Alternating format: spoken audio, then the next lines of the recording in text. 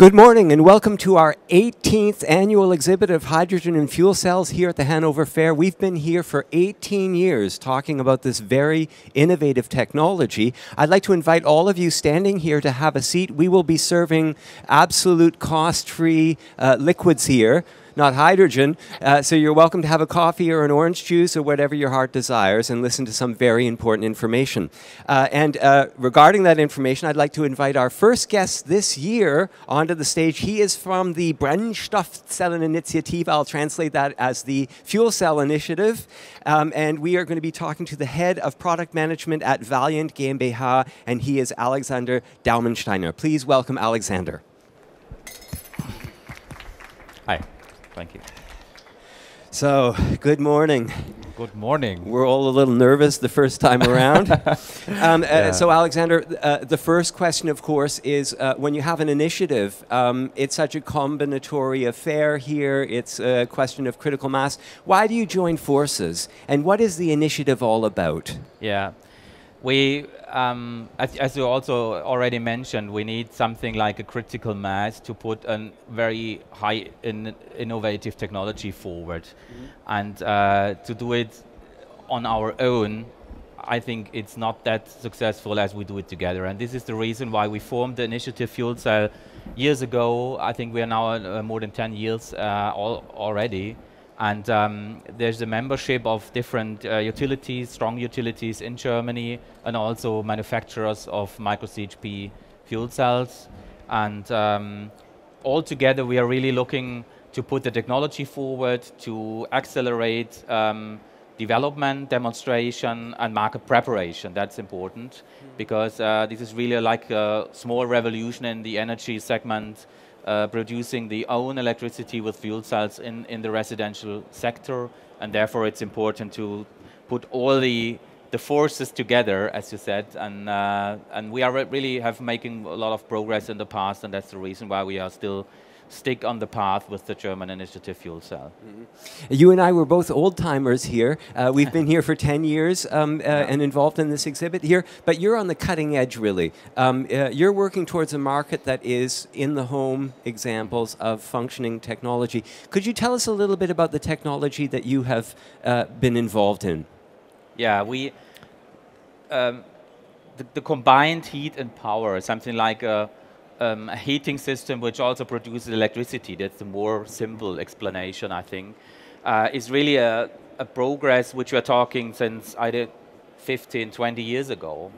But we now see really the capability to make a progress with fuel cells as the most efficient and the most interesting technology for combined heat and power.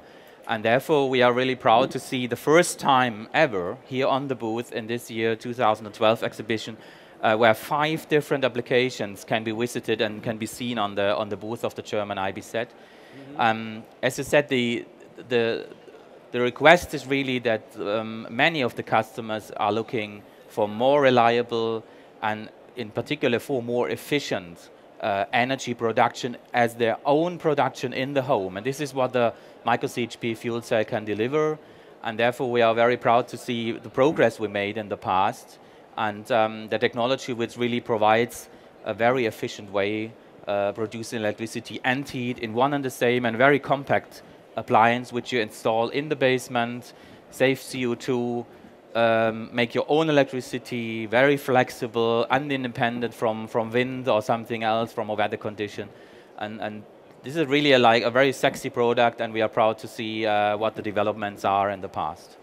What impressed me so much about your technology is we're all familiar in Germany, and people who have a private home, you have a unit. Largely, heating today is natural gas. It's very common, at least. Yeah. And these units look rather identical in size and format. What are the distinctions, though? I could be using natural gas. In fact, I am right now for my heating. Yeah. Why would I want to remove that unit and install one of these combined heat and power units? Am I going to save money? Is it going to change my relationship to energy? What happens when I install that unit? Yeah. Yeah, one very simple reason to exchange the heating system is when the old heating system breaks down and doesn't work any longer. So that is a market which we are really providing the most of the systems, the replacement market. And this is very interesting because the big market is the replacement market in Germany and also in other European countries. And the new segments where new houses being built is a smaller part of the market. So this is very simple reason. When the old heating system doesn't work any longer, we have to replace it. And then you can replace it with a high efficient solution which not only provides heat but also electricity. As you correctly said, you save money because the energy bill of natural gas in total with the energy bill of electricity is lower than today. You have a high electricity bill, you have a high natural gas bill, and altogether is a lot of money today. And to do it in one and the same appliance very efficiently saves money for the customer. This is the main driver, I would say. But also, I would say the responsibility for the environment. We all know that we have to reduce CO2 emissions. We have to get we have to become more independently from energy supply from foreign countries.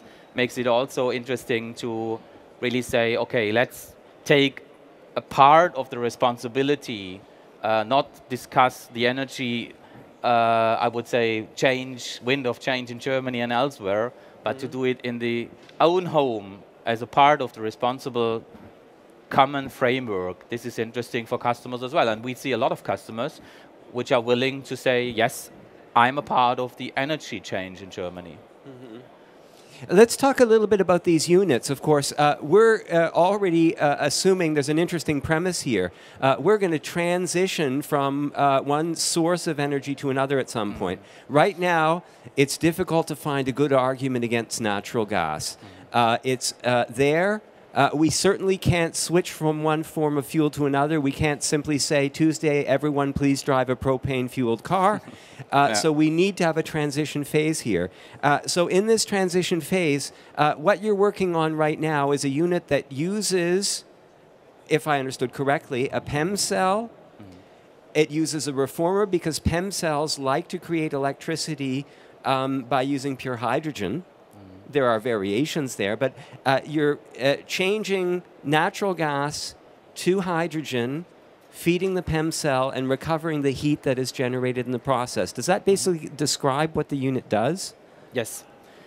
And the interesting thing is we have all the interesting technologies available today with the different products which you can visit on the booth. So we have, as you said, high temperature PEM, we have low temperature PEM, we have manufacturers there with SOFC. So there's a wide portfolio of possible technologies. And as we cannot say today which is the most appropriate technology which fits in the market in the future, it's always good to have a wide open technology variation, I would say. And that is one thing which is really typical for the German initiative Fuel Cell, that we are not concentrating on one technology, we are concentrating, looking from the market perspective and say what is the customer expectation, what he would like to have. And we have to fulfill the customer expectations, but the customer itself doesn't take care if it's an SOFC or a PEM. That is not a problem for a customer. So, and as you said, the natural gas grid is here, and I would like to mention it today and use the opportunity that the natural gas opportunity is often and widely underestimated because we Germans especially have sometimes the view we need the all-in-one and the big solution. Yeah? In 25 years we have a great solution and that will solve all the problems we have. All I know is that there will now solution which really solves every single problem. This technology can be a very, very important part already now, and we can reduce CO2 emissions significantly by at least 25%, even more to 20 or 30%, 35%, we have systems there with 60% electrical efficiency. So already using natural gas decreases CO2 emissions significantly. And this is important when we are not talking about the future, talking today.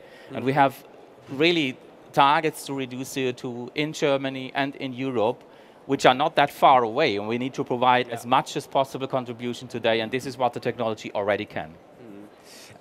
There's always issues of cost behind all of this. I am supposing that if these things are more efficient, it would mean that I may have to have an initial investment. I have to buy the unit unless the politicians figure out that we need help in that area, but I would have to buy that unit.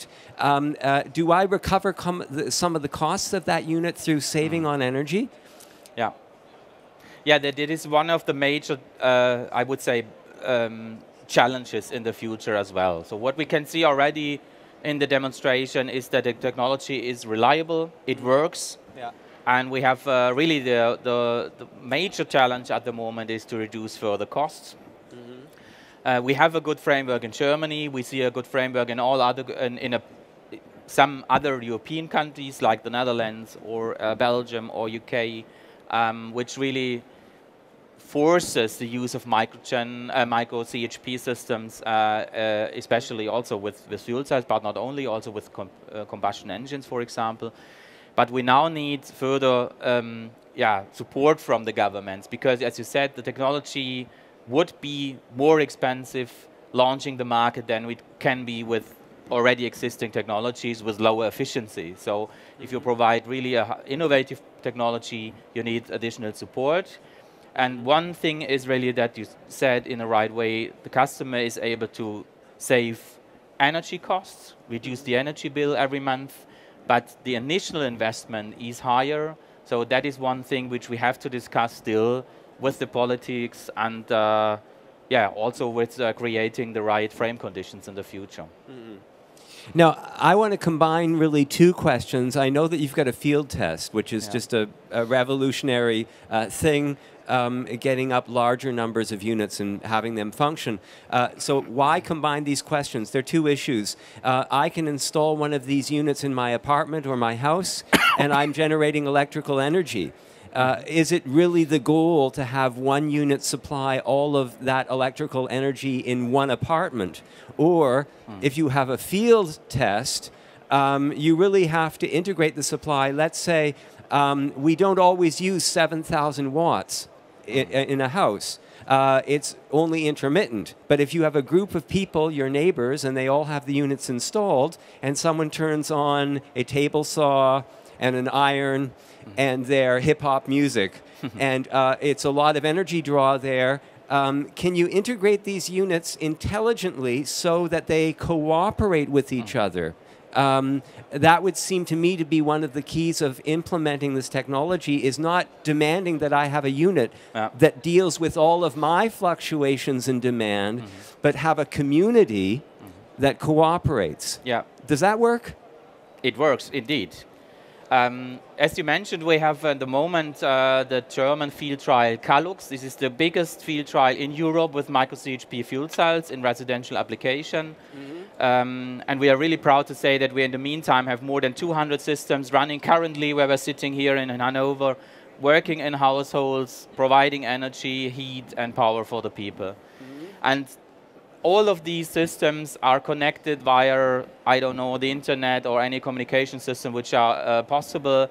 And we have the opportunity to really connect it as a virtual power plant, as a grid, where it's intelligently controlled depending on the weather conditions, on the situation in the public grid. Have you too much electricity in the grid? Have you too less electricity in the grid? And this is also something which you never have to forget. We are not discussing only a single few micro CHP systems in the homes. You can really connect it as a virtual power plant, control it whatever you want, and give incentives for the customer to store heat in the storage in the basement, where you put electricity in the grid, for example. And this is one, I think, major and important element in the energy scenario in the future.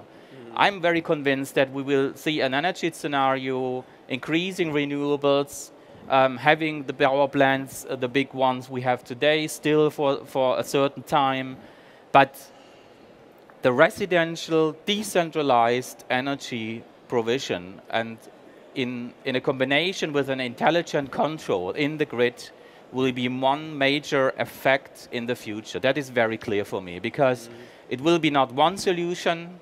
It will a mix of intelligent and high-efficient, clean energy sources combined with the demand of the single customer. And that is what we have to create now, and this is what we exactly test in CALUX as well. You mentioned the key word for me, which was the grid. I have to confess, and I hope no one from the large energy providers is listening, I'm not a big fan of centralized grids. We all know that they do waste energy transporting megawatts from one place to another. Grids can be up to and even over 30% inefficient. So obviously, a decentralized grid has its advantages. You transport energy over shorter spaces. Now, I want to link this question to another question, and that question is simply dealing with renewables involves another issue. You have to store energy as it is produced. We have no control over the wind. We have no control over a sunny day or a foggy day. When that energy is generated, the renewables demand that we store it. And this is not something electrical grids are designed for. So is there some point in this development of technologies where these two technologies really merge? Yeah. The necessity to store power where it's produced, transport that power in an efficient way, and use that power, for example, with your field test study showing decentralized grid structures. Yeah, that is an interesting approach as well, because what we show on our booth is a model of that, exactly that intelligent energy scenario. Currently, it's being discussed very intensively under the keyword power to gas.